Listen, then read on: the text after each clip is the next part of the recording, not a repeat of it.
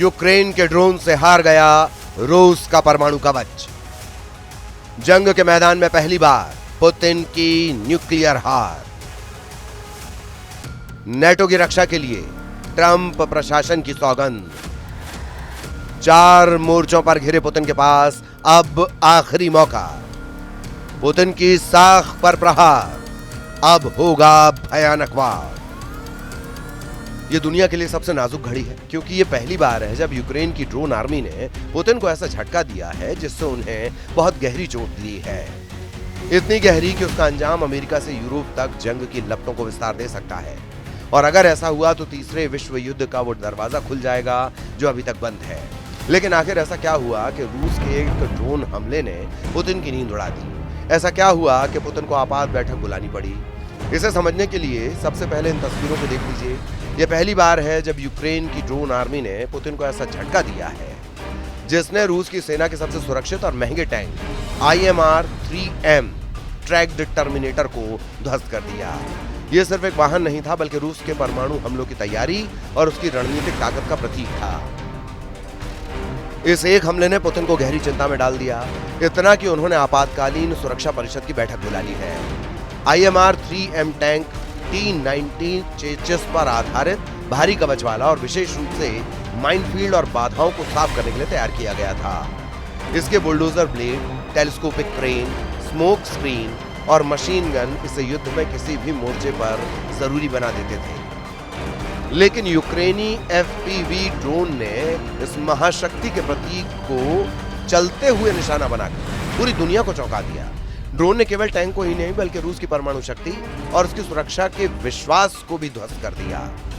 युद्ध के मैदान पर यह घटना इसलिए भी ऐतिहासिक है क्योंकि पहली बार एक कम लागत वाली तकनीक, स्मार्ट रणनीति और साहस ने रूस की महाशक्ति के रुतबे को चुनौती दी है। इस हार का असर केवल मैदान तक सीमित नहीं, पुतिन की साख पर सीधा प्रहार हुआ है। यह रूस के अंदर और बाहर दोनों स्तर पर चिंता पैदा कर रहा है। इस हमले के बाद नेटो भी अलर्ट मोड में है। अमेरिका और यूरोप ने स्पष्ट कर दिया कि हर इंच नेटो टेरिटरी की रक्षा की जाएगी। पोलैंड और एस्टोनिया में हड़कंप मचा हुआ है। पुतिन के 4 मोर्चे गंभीर रूप से दबाव में हैं। अब उनके पास आखिरी मौका बचा है, वरना रूस की महाशक्ति की छवि और उसकी परमाणु शक्ति के दबदबे को जबरदस्त झटका लग सकता है। अब पुतिन को मिली इस परमाणु हार को एक एक सीन के हिसाब से समझते हैं। IMR-3M ट्रैक्ड टर्मिनेटर के इस वीडियो को देखिए। आप देखेंगे कि कैसे छोटे और तेज FPV ड्रोन ने बड़े और महंगे टैंक को निशाना बनाया। जैसे ही ड्रोन लक्ष्य पर हिट करता है, टैंक के कवच पर धमाका होता है, धुआं उठता है और वाहन पूरी तरह नष्ट हो जाता है। रूस के अत्याधुनिक वॉर मशीनरी के लिए यह कितना बड़ा नुकसान है, इसे कीमत से ही समझा जा सकता है। ट्रैक्ड टर्मिनेटर एक बेहद महंगा और हाईटेक इंजीनियरिंग वाहन है। इसकी अनुमानित कीमत लगभग 6 से 8 मिलियन डॉलर है, यानी भारतीय रुपए में 50 से 65 करोड़। इसके मुकाबले यूक्रेनी FPV ड्रोन जिसने इस टैंक को नष्ट किया, केवल 1500 से 2500 डॉलर यानी लगभग 1.5 से 2 लाख रुपए में आता है।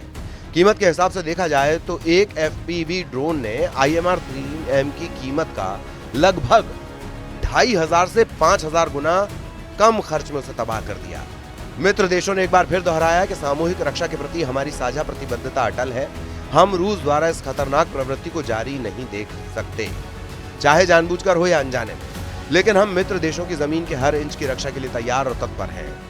ये तस्वीरें बताती हैं कि आधुनिक युद्ध में तकनीक और रणनीति का प्रभाव कितनी तेजी से बड़े हथियारों की ताकत को खत्म कर सकता है। रूस के हथियारों के नुकसान का रिकॉर्ड रखने वाली वेबसाइट ऑरेंज के मुताबिक आखिरी बार ऐसा वाहन 28 जनवरी 2024 को ध्वस्त हुआ था, जबकि उससे पहले 4 अप्रैल 2022 को एक और टैंक को निशाना बनाया गया था। यानी इतने लंबे अंतराल के बाद इस तीसरे टैंक की तबाही ने फिर से पुतिन की चिंता बढ़ा दी है। इस बीच यूक्रेन की मिलिट्री इंटेलिजेंस HUR ने दावा किया कि उसके ड्रोन ऑपरेशन ने रूस के कब्जे वाले क्रीमिया में 3 Mi-8 हेलीकॉप्टर और एक रडार स्टेशन को भी तबाह कर दिया है। Mi-8 रूस की आर्मी का एक बेहद अहम हेलीकॉप्टर है जिसका इस्तेमाल ट्रांसपोर्ट, रेकी और कॉम्बैट सपोर्ट मिशन के लिए किया जाता है। ऑरिक्स के मुताबिक फरवरी 2022 से अब तक रूस के ऐसे 46 हेलीकॉप्टर नष्ट हो चुके हैं। यानी यूक्रेन के ड्रोन और सटीक हमलों ने रूस की वॉर मशीनरी के सबसे अहम हिस्सों को लगातार निशाना बनाया है और ये संदेश दिया है कि महाशक्ति का कोई भी हथियार अब सुरक्षित नहीं है। रूस को यह नुकसान ऐसे वक्त में हुआ है जब पुतिन को रणनीतिक रूप से घेरने की तैयारियां जोर पकड़ रही हैं। उन्हें दुनिया के सामने कमजोर करने की लगातार कोशिश की जा रही है। ट्रंप प्रशासन की नेटो की एक एक इंच जमीन बचाने की सौगंध भी उसी कड़ी का हिस्सा है। पुतिन की मुश्किलें केवल मैदान तक सीमित नहीं है, उनके लिए असली संकट अब राजनीतिक और कूटनीतिक मोर्चे पर खड़ा हो गया है। यूक्रेन के इस हमले ने न सिर्फ रूस की सैन्य क्षमता पर सवाल खड़े कर दिए, बल्कि उस शक्ति संतुलन को भी हिला दिया जिस पर रूस दशकों से गर्व करता आया है। पश्चिमी खेमे को यह मौका मिल गया है कि रूस की कमजोरियों को दुनिया के सामने उजागर किया जाए। इसी कड़ी में अमेरिका और नेटो देशों ने यह साफ संदेश दिया है कि अब रूस के आक्रामक नीतियों का हर स्तर पर जवाब दिया जाएगा। ट्रंप प्रशासन ने साफ कहा है कि यूरोप की रक्षा को लेकर कोई समझौता नहीं होगा। नेटो के हर सदस्य राष्ट्र की सीमाओं को रेड लाइन मानकर उनकी रक्षा की जाएगी। एस्टोनिया और पोलैंड में पहले से ही नेटो के फॉरवर्ड तैनाती मौजूद है। इस घटना के बाद वहां सैन्य अभ्यास और भी तेज कर दिए गए हैं। हजारों सैनिक, हाईटेक मिसाइल डिफेंस सिस्टम और एयर पेट्रोल लगातार अलर्ट पर है। अमेरिकी रक्षा मंत्रालय ने भी पुष्टि की है कि यूरोप में तैनात बलों को हाई रेडिनेस मोड पर रखा गया है। यानी संदेश साफ है कि अगर पुतिन ने कोई बड़ी कार्रवाई की तो उसे जवाब सिर्फ यूक्रेन से नहीं बल्कि पूरे नेटो से मिलेगा। यही डर पुतिन की नींद हराम कर रहा है। क्रीमिया और डोनबास मोर्चे पर पहले से ही उनकी सेना थकी हुई है। ब्लैक सी पर लगातार हमले हो रहे हैं। बेलारूस की सीमा पर भी नेटो की हलचल बढ़ रही है। यानी चारों तरफ से रूस घिर चुका है। अब हर कोई रूसी हस्तक्षेप देख सकता है। पोलैंड के खिलाफ, फिर एस्टोनिया के खिलाफ। ये कोई अचानक होने वाली घटनाएं नहीं है। रूस अपनी आक्रामकता, अस्थिरता और हस्तक्षेप फैलाने की कोशिश करता रहेगा। ये उनकी व्यवस्था है। इसका मुकाबला व्यवस्थित और सामूहिक रूप से किया जाना चाहिए। मैं उन सभी का धन्यवाद करता हूं जो मदद कर रहे हैं। इतिहास गवाह है कि किसी भी महाशक्ति की ताकत केवल हथियारों से नहीं बल्कि उसकी छवि से भी बनती है, और इस बार वही छवि बुरी तरह से घायल हो चुकी है। IMR-3M टैंक का नष्ट होना केवल एक वॉर मशीन की हार नहीं है, ये उस परमाणु कवच की हार है जिस पर रूस दशकों से भरोसा जताता रहा है। यही वजह है कि पुतिन ने अपने सबसे करीबी जनरल और सुरक्षा परिषद के सदस्यों के साथ आपात बैठक बुलाई। सूत्रों के मुताबिक इस बैठक में पुतिन ने सवाल उठाया कि आखिर क्यों एक मामूली FPV ड्रोन रूस की सबसे बड़ी इंजीनियरिंग वॉर मशीन को ध्वस्त करने में कामयाब हो गया। रिपोर्ट्स में यह भी सामने आया कि रूस अब अपनी टैंक डिवीजन को दोबारा मॉडर्नाइज करने और एंटी ड्रोन सिस्टम पर अरबों डॉलर खर्च करने की तैयारी कर रहा है। रूस के अंदर भी इस हार पर गहरी बहस छिड़ चुकी है। कुछ विशेषज्ञ कह रहे हैं कि पुतिन की सेना तकनीकी युद्ध के लिए तैयार ही नहीं है। वहीं विपक्ष का आरोप है कि भ्रष्टाचार और गलत रणनीति की वजह से रूस अपनी महाशक्ति की ताकत खोता जा रहा है। सोशल मीडिया पर वायरल वीडियो में आम लोग सवाल उठा रहे हैं कि जब एक सस्ता ड्रोन करोड़ों का टैंक नष्ट कर सकता है तो रूस अपनी परमाणु सुरक्षा कैसे तय करेगा। यानी अब ये लड़ाई केवल यूक्रेन और रूस के बीच नहीं रही, ये दुनिया के लिए उस नई हकीकत का संकेत है जिसमें छोटे छोटे ड्रोन और स्मार्ट टेक्नोलॉजी महाशक्तियों के महंगे हथियारों को चुनौती दे रहे हैं। और यही वजह है कि इस बार की हार को पुतिन की न्यूक्लियर हार कहा जा रहा है।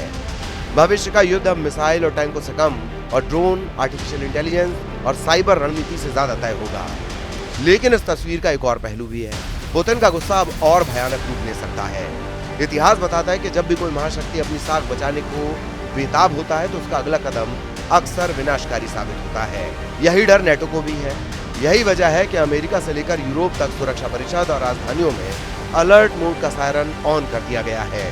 पुतिन अब चारों तरफ से घिरे हैं और उनके पास शायद यही आखिरी मौका बचा है। या तो बातचीत की मेज पर लौटें या फिर एक ऐसे रास्ते पर बढ़ें जिसे विश्व युद्ध की लकीर माना जाता है। यानी वो लाइन जिसके आगे जाने की कीमत बहुत बड़ी हो सकती है। इतनी बड़ी कि जंग की आग का दायरा फिर सिर्फ सीमित इलाके तक नहीं रहने वाला, बल्कि उस जंग से भड़कने वाले शोले पूरी दुनिया को झुलसा सकते हैं।